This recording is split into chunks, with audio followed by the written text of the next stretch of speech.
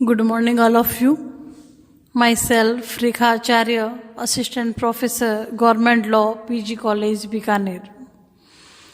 हम जुरिस्प्रूडेंस की क्लास में आज आगे पढ़ेंगे लीगल ऑब्लिगेशन के बारे में, यानी कि विधिक बाध्यताएं क्या है, जो लीगल कंसेप्ट का ही एक रूप है। तो लीगल ऑब्लिगेशन क्या है, इसके क्या प्रकार है, क्या डिफरेंट काइंड है, इनके बारे में आज हम पढ़ेंगे। तो बात करें लीगल ऑब्लिगेशन की, लीगल ऑब्लिगेशन क्या है, तो दो वर्डों से बना है, लीगल और ऑब्लिगेशन। लीगल का मीन्स है विधिक, जो विधि से आबद्ध हो, जो विधि के रूप में हो, जो विधि से संगत हो, वो हो गया विधिक।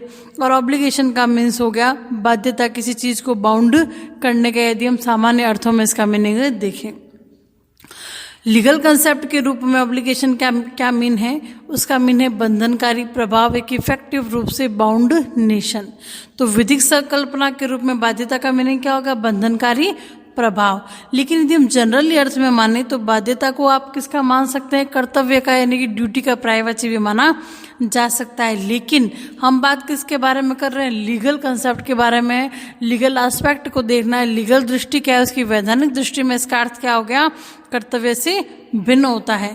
क्योंकि ड्यूटी एक सामान्य अर्थों का मीनिंग और विधि के अर्थों में काफी डिफरेंस पाया जाता है। तो वैधानिक दृष्टि से इसका अर्थ कर्तव्य से भिन्न माना गया है। विधि के अंतर्गत बाध्यता से निम्नलिखित आशय अभिप्रेत है।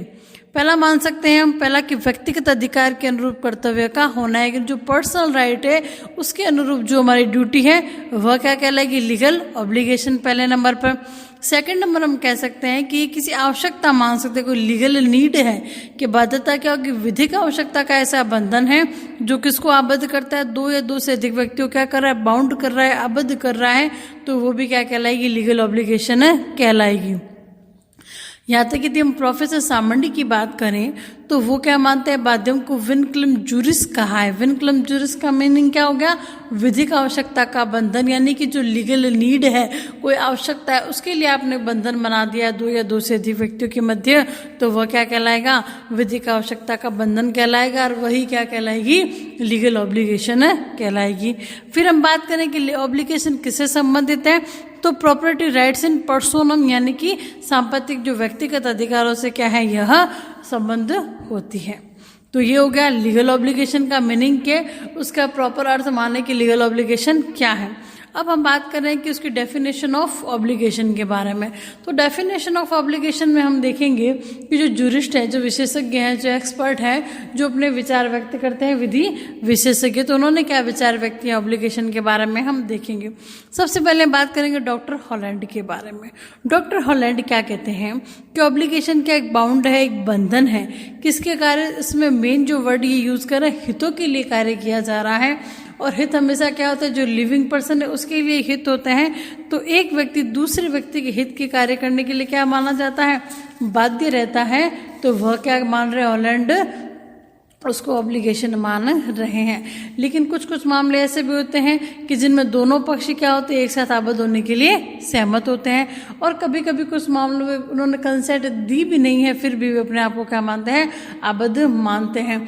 तो हर मामले में विधि ही इस प्रकार का गठबंधन करती है और वही इसे समाप्त कर सकती है। तो हॉलैंड ने क्या कह दिया कि एक व्यक्ति दूसरे व्यक्ति के हित के लिए आबद्ध है, या दोनों व्यक्ति भी ऑब्लिगेशन हो सकते हैं, या विदाउट कंसेंट के भी उसमें ऑब्लिगेशन होते हैं। तो ये सारा गठबंधन, ये सारा खेल किसका है, ये सारा खेल लॉ का है, वही इसे बनाती है और वही से समाप्त कर सकती है प्रोफेसर हॉलैंड के विचारों से। सेकंड हम बात करेंगे GW पैटर्न के अनुसार। तो GW पैटर्न क्या कह रहे हैं, बाध्यता क्या है, विधि का वह क्या है, भाग है जो किसका सृजन कर रहा है, राइट इन पर्सोनम का सृजन कर रहा है, व्यक्तिगत अधिकारों का जो सृजन करता है वह लीगल ऑब्लिगेशन कहलाती है। अब हम बात करेंगे थर्ड, जो जूरिस्ट एक्सपर्ट है, कांट के बारे में। कांट क्या कहते हैं, आपने क्या कर लिया, किसी इच्छा पे क्या कर लिया है, आधिपत्य कर लिया। जैसे हम पढ़ते हैं कॉन्ट्रैक्ट के अंतर्गत क्या करते हो, किसी इच्छा पर अधिशासी कर लेना, उसकी इच्छाओं पर कब्जा कर लेना, अधिशासी नियंत्रण कर लेना, आधिपत्य कर लेना, तो वह भी क्या कहलाती है, बाध्यता कहलाती है कांट के अनुसार। अब हम बात करेंगे आनसेन की। आनसेन के विचार थोड़े भिन्न हैं। वह क्या मान रहा है कि ऑब्लिगेशन क्या है, निश्चित व्यक्तियों, यानी कि उसने क्या कर दी, एक संख्या डिसाइड कर ली, एक सर्टेनिटी कर ली है कि इसके अनुसार ही कार्य होगा। तो निश्चित व्यक्तियों द्वारा निश्चित व्यक्तियों के प्रति और निश्चित कार्यों के लिए जो प्रयोग में लाए जाने वाला नियंत्रण है, जैसे आप सहिष्णुता भी कह सकते हैं, जिसका मूल्यांकन किस में करते हैं, मुद्राओं में किया गया है। तो आनसेन के अनुसार वो ऑब्लिगेशन है जो निश्चित व्यक्तियों द्वारा निश्चित व्यक्तियों के प्रति निश्चित कार्य के लिए प्रयोग में किया जाए, जो कंट्रोल सिस्टम है, वह ऑब्लिगेशन माना जाता है। तो ये होगी डेफिनेशन की बात कि ऑब्लिगेशन के क्या क्या परिभाषाएं दी गई है। अब हम बात करते हैं दो टॉपिक के बारे में, कॉज इन एक्शन और चूज इन पोजेशन, यानी कि कार्य और कब्जा।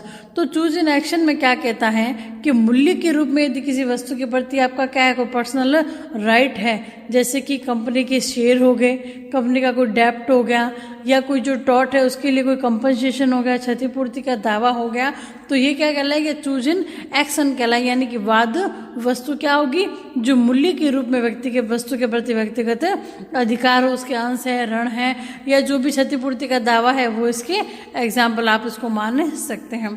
दूसरी बात आती है भोग वस्तु, यानी कि चूज इन पोजेशन, व्यक्ति में वस्तु का वास्तविक कब्जा नहीं था, एक्चुअल पोजेशन ही उस बंदे का है, तो वो क्या कहलाती है, भोग, यानी कि वस्तु का क्या कर रहा है, भोग कर रहा है, यानी कि पोजेशन, यानी कि उस पर उसका कब्जा है उस वस्तु पर, तो वो माना जाता है चूज इन पोजेशन। अब हम बात करेंगे एक समेकित बाध्यता के बारे में। ये तो हमने बात की थी लीगल ऑब्लिगेशन के बारे में। अब कोई सॉलिडरी ऑब्लिगेशन है तो वह क्या है।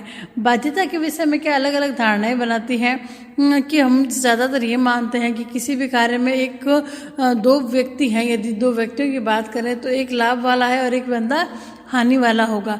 तो इन्होंने वर्डों को थोड़ा चेंज किया गया है कि जो व्यक्ति इस ऑब्लिगेशन से क्या लाभान्वित हो रहा है, जो बेनिफिशियल हो रहा है, तो वो बंदा क्या कहलाएगा, लेनदार कहलाएगा।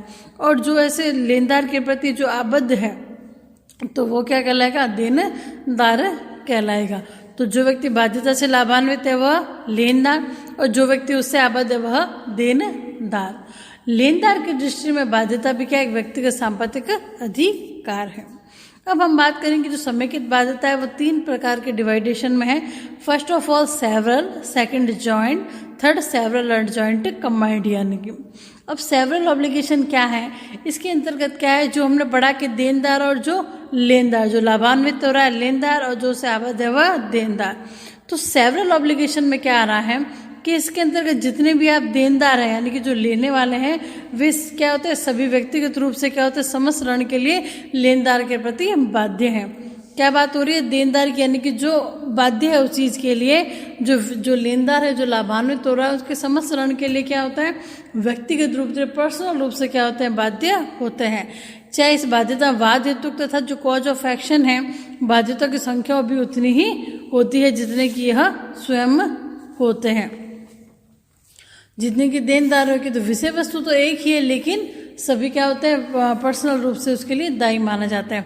फॉर एग्जाम्पल, एक ही ऋणी के दो या अधिक जमानतदार होने पर भी उनमें से प्रत्येक पूरे ऋण के लिए क्या रहता है, आबद्ध रहता है। फिर बात आती है जॉइंट ऑब्लिगेशन की। उसमें हमने क्या कि देनदार क्या सबके लिए दायी है। इसमें क्या करें, बाध्यता भी एक ही और वाद कारण भी एक ही है, लेकिन एक ही ऋण के देनदार क्या हो गए, अनेक सारे देनदार हो गए। इस प्रकार की ऑब्लिगेशन में यदि आप एक भी देनदार को उन्मोचित कर देते हो, यानी कि जो आबद्ध है उस कार्य के लिए, तो सभी देनदार क्या हो जाएंगे, ऋण से उन्मोचित माने जाएंगे। फिर थर्ड में बात हो रही है संयुक्त और पृथक बाध्यता की। अनेक जो समेकित जो सॉलिडरी ऑब्लिगेशन है, एक साथ ही क्या होती है, संयुक्त हो जाती है, और कभी वो क्या हो जाती है, पृथक हो जाती है। संयुक्त रूप से कृत्य करने वाले व्यक्तियों की बाध्यता भी क्या होती है, एक साथ सेवरल और एक साथ जॉइंट होती है। तो हमने देखा डेफिनेशन क्या है, ऑब्लिगेशन क्या है, सॉलिडरी ऑब्लिगेशन क्या है, उसके पार्ट क्या है। अगली क्लास में बात करेंगे डिफरेंट काइंड्स ऑफ ऑब्लिगेशन के बारे में। तब तक के लिए धन्यवाद।